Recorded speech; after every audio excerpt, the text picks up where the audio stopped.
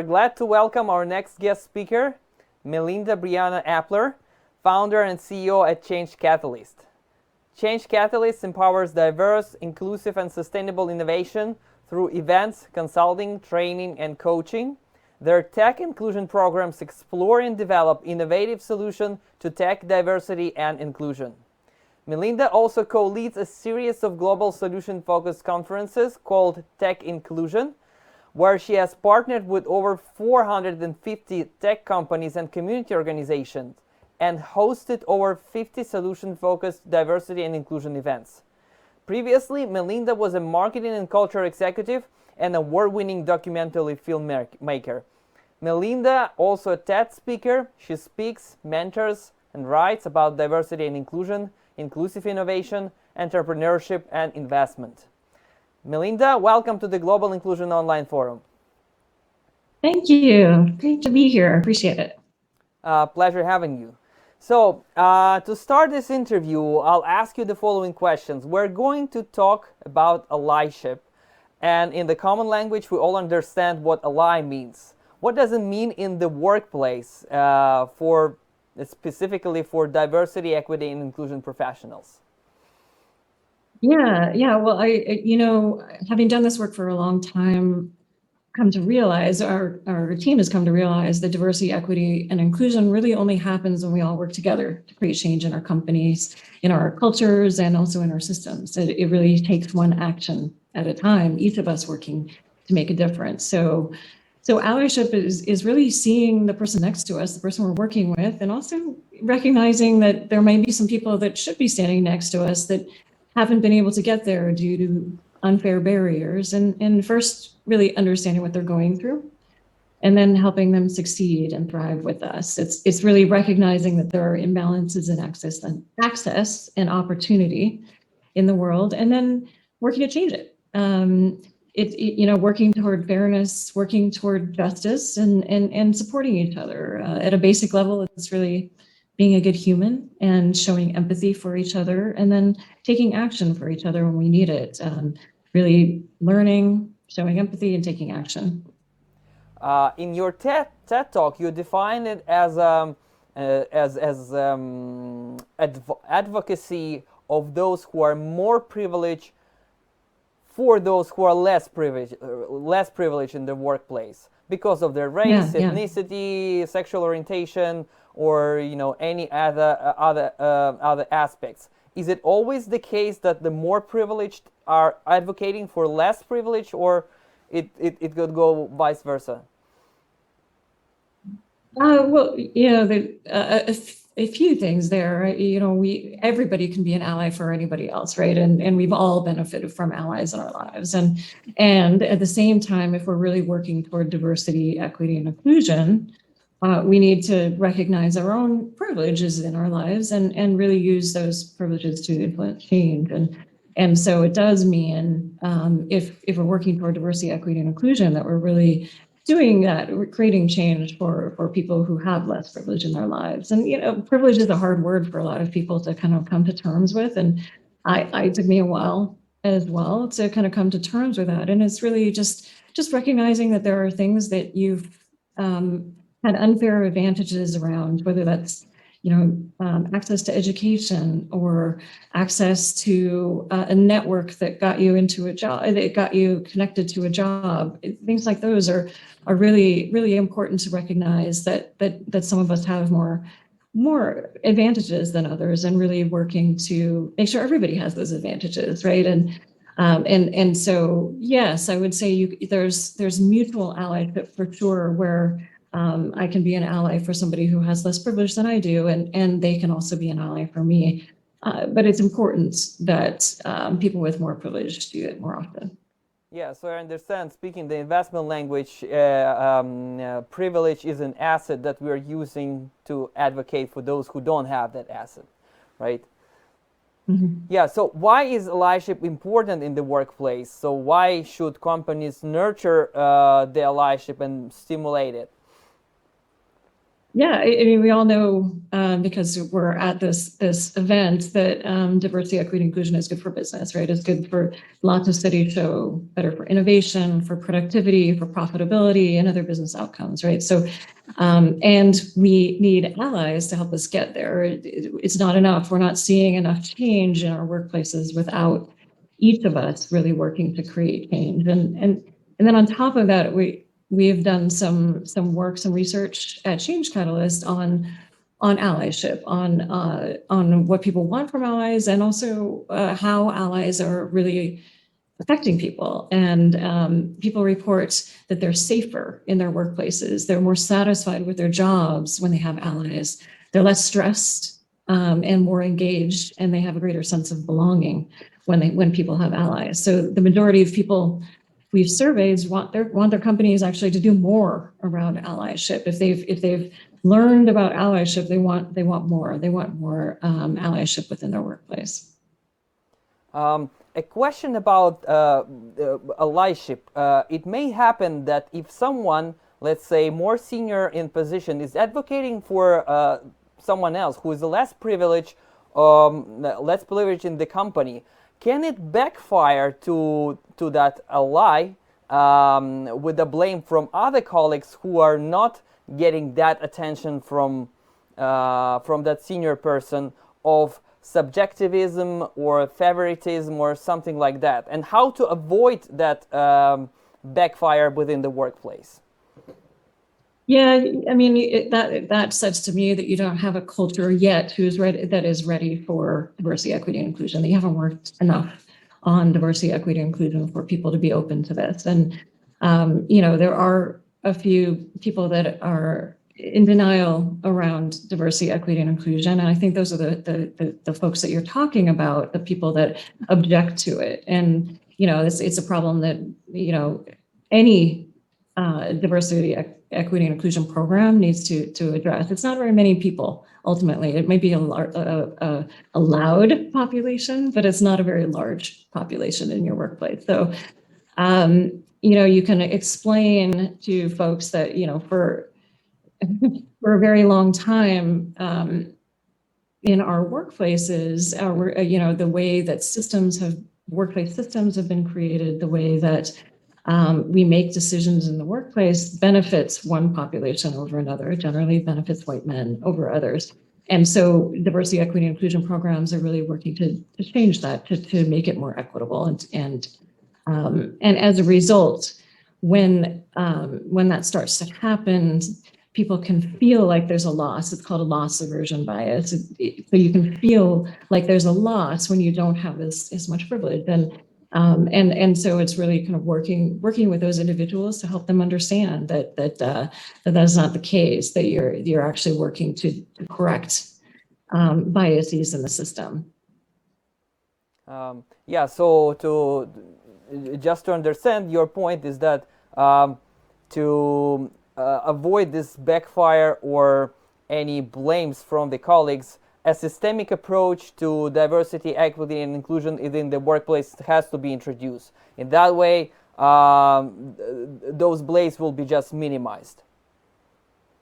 Yeah, it's a systemic approach, and then also kind of working within the culture to change the culture, right? It's systems and also culture, both of those things together that need to change. And and people need to start by learning and unlearning, unlearning what we know about success and opportunity, and relearning and developing empathy for each other, and really understanding what each other is going through, and the barriers that the unfair barriers that some people have, and so you have to start there, and that can make a really big difference. Yeah, so let's continue on allyship. What are some specific things people can do to be an ally for their colleagues? Yeah, so as I mentioned, it does start with learning, unlearning, relearning, doing that kind of work to understand what people are going through, what people have experienced over lifetimes and generations that have led to unfair barriers and inopportunity. And then, and it's kind of a constant learning process. You don't ever stop learning, but the next step is really to take action. And that the first piece of that is to do no harm, to understand what biases are and to interrupt them in yourself. And then also to understand what microaggressions are, the little things that we do that may cause unintentional harm. Whether that is saying something that's causing harm or that's doing something that causes harm. Interrupting is a big microaggression. So men are more likely to interrupt women, and women tend to have less airtime, speaking time when it comes to meetings. And so recognizing that and really and interrupting that in yourself, and also interrupting it if you see it across your team. It's also learning the language that people use to describe their identity and making sure that you're using the right pronouns, she, they, and recognizing how people describe their race, their gender, their ethnicity, and making sure that you're knowing how to pronounce their name as well. Little things like that, as well as understanding little phrases that might come from racist backgrounds, or little phrases in our language, just making sure that we're doing no harm with our language as well as our actions. And then the next step is really to advocate for people, as we were talking about, is be somebody's champion, recommend somebody for a job, for a new opportunity, for a promotion. If you see that they're being passed over for promotions, advocate for them, and it can make a big difference in somebody's life. Mentor people, sponsor them as well. Sponsorship is kind of recognizing again that there's kind of an inequity as a result of our history, that some people have better networks than others, and so open up your network so that somebody else can make the connections they need to make in their career as a sponsor. A sponsor is kind of, in addition to mentoring, sponsors also really open their networks and use their influence and their power for somebody else. And then lead the change, which is really kind of understanding your own role, your own work, and how it can be more diverse and equitable and inclusive, and really looking at your own work, your individual work, as well as we're doing that work across your team to develop more diverse, equitable, inclusive team, and then advocating for that across the company as well. And then, of course, it's always beneficial to do that across your industry too, really looking to create change across the industry. Just even advocating for diversity, equity, and inclusion programming at the very least can make a huge difference, because companies listen, and the more that people advocate for change, the more likely they are to change. Thank you. So That's a few. Yeah. Yeah. Let's get back to what we started talking about, the culture.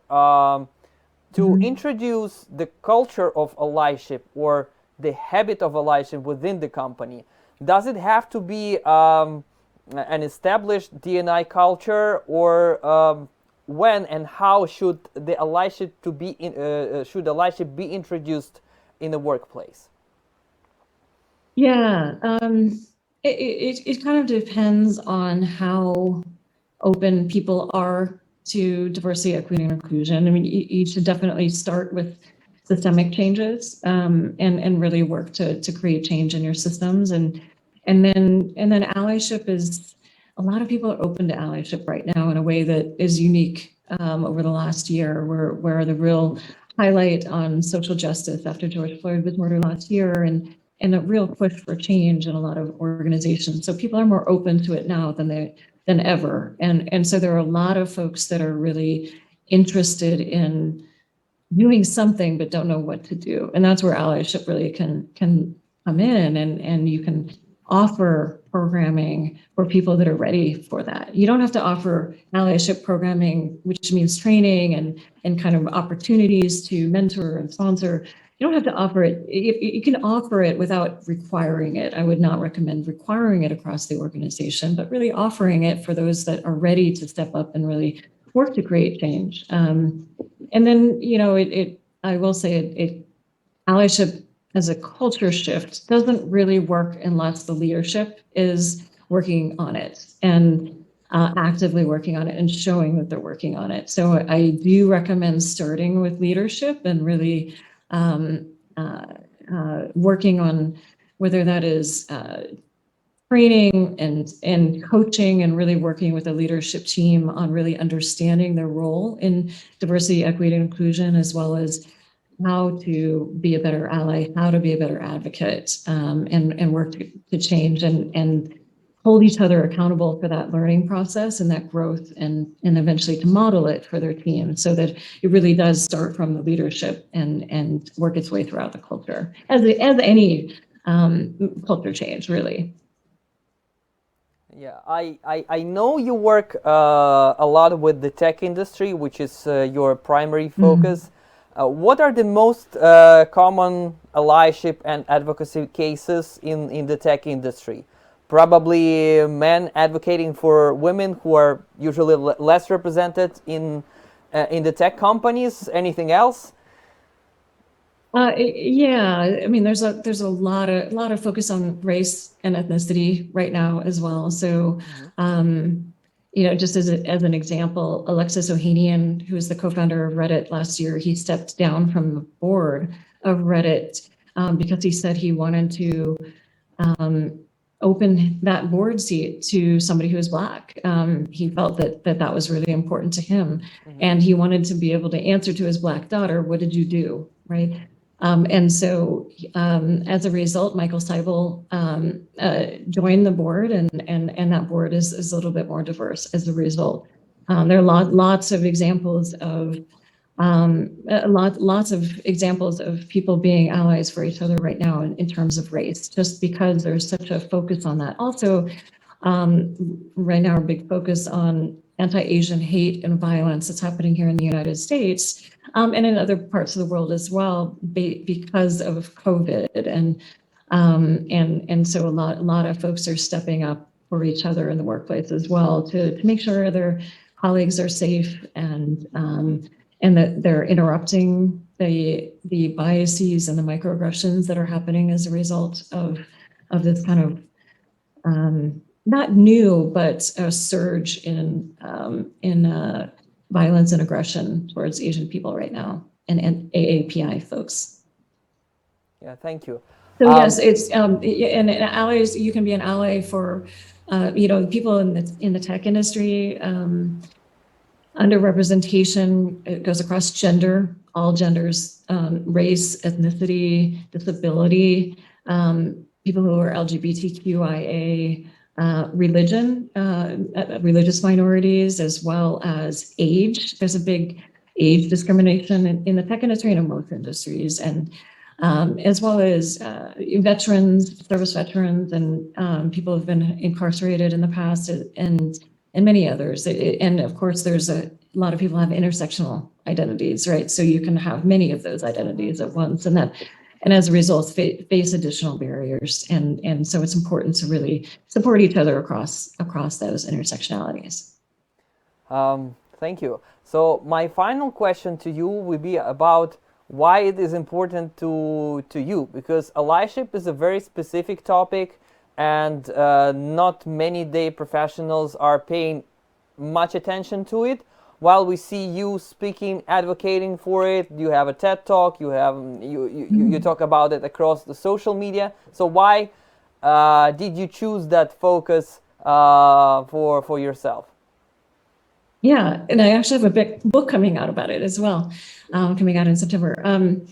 Yeah, I've been working on diversity, equity, inclusion, and behavior change for a very long time, and I have just come to realize that we can only do so much from the diversity, equity, and inclusion team. The HR teams can only do so much without all of us really working to create change. We really need a critical mass of allies working to create change in our cultures, in our companies, in our countries, frankly, as well, for that fundamental shift toward inclusion and equity. And when we work together to do this, we all thrive together. We are all happier. We're all healthier. We're all better humans, and it just makes a difference for all of us. So it's really about building a better world for each other. Melinda, Briana, Epler, I want to thank you very much for your involvement with us. It was an absolute pleasure having you on board. I wish you luck in advocating for allyship across the workplaces, countries, and continents. We look forward to seeing your book coming in September, and we also look forward to seeing you around at our next events. Excellent. Thank you for having me here. I appreciate it.